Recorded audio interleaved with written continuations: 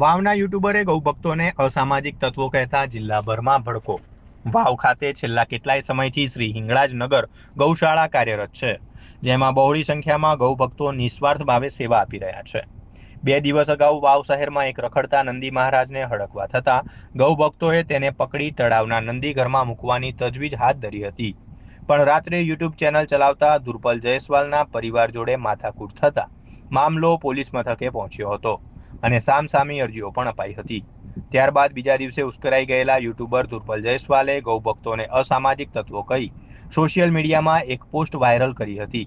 જે મુદ્દે ગૌભક્તોનું કહેવું છે કે આ યુટ્યુબર ધુરપલ જયસ્વાલે અગાઉ ગૌશાળાના સંચાલકો પાસે વાર્ષિક ₹12,000ની ખંડણી માગી ધમકી પણ ઉચ્ચારી હતી, જે સંદર્ભે ગતરોજ વાવ-થરાદ જિલ્લાના 1,000થી વધુ ગૌભક્તોએ યુટ્યુબરે ગૌભક્તો વિરુદ્ધ ખરાબ ઉચ્ચારણ કરવા બદલ રેલી કાઢી તેના વિરુદ્ધ સૂત્રોચ્ચાર પોકારી વાવ મામલતદારને આવેદનપત્ર પાઠવ્યું હતું કે કોઈ પણ વ્યક્તિને આ વિસ્તારની અંદર આખા બનાસકાંઠા અને વાવ-થરાદ જિલ્લાની અંદર હું મીડિયા સમક્ષ કહું છું કે કોઈ પણ ગૌ ભગતને ખોટી રીતે હેરાન કરવામાં આવશે તો એ ક્યારે શાંત નહીં થાય। એના માટે ભલે જેલમાં લાવવું પડે, મરવું પડે, જે પણ કરવું પડશે એ કરશું, પણ કોઈ ગૌ ભગતને ઓલરેડી દુઃખી થાય છે તો એમને કોઈ દ્વારા, કોઈ વ્યક્તિ દ્વારા અમે દુઃખી નહીં થવા દઈએ। એટલે ભરતભાઈ, આખી તમારી ટીમ સાથે અમે આખું ગુજરાત ને આખું બનાસકાંઠા।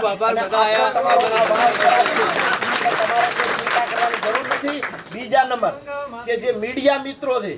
એ વાવ-થરાદના મીડિયા મિત્રો લગભગ 250થી વધારે સંખ્યાના છે અને સૌથી વધારેમાં વધારે જો અમને સપોર્ટ કરતા હોય તો મીડિયા મિત્રો કરે છે, કેમ કે અમારી ગૌ ભક્તોનું કોઈ પણ કાર્ય નાનું હોય તો પણ મીડિયા દ્વારા અમારું છાપવામાં આવે છે અને અમને સારા ચિત્રમાં એ લોકો લે છે। એમને ખબર છે સાચા મીડિયા મિત્રોને કે આ લોકો જે ગૌ ભક્તો છે એ સારું ને ઉત્તમ કાર્ય કરે છે, એટલા માટે કરીને એ હર હંમેશા અમને મીડિયા મિત્ર પણ સાથ આપે છે અને સાથ આપતા રહેશે। એ કહીને હું મારી વાત પૂરી કરીશ। ફેરથી ભરતભાઈ કોઈ કદાચ એક્શન હોય નહીં લે તો આપણે હવે જિલ્લા કલેક્ટરને ત્યાં નહીં પોકાય તો મુખ્યમંત્રીને પણ આટલી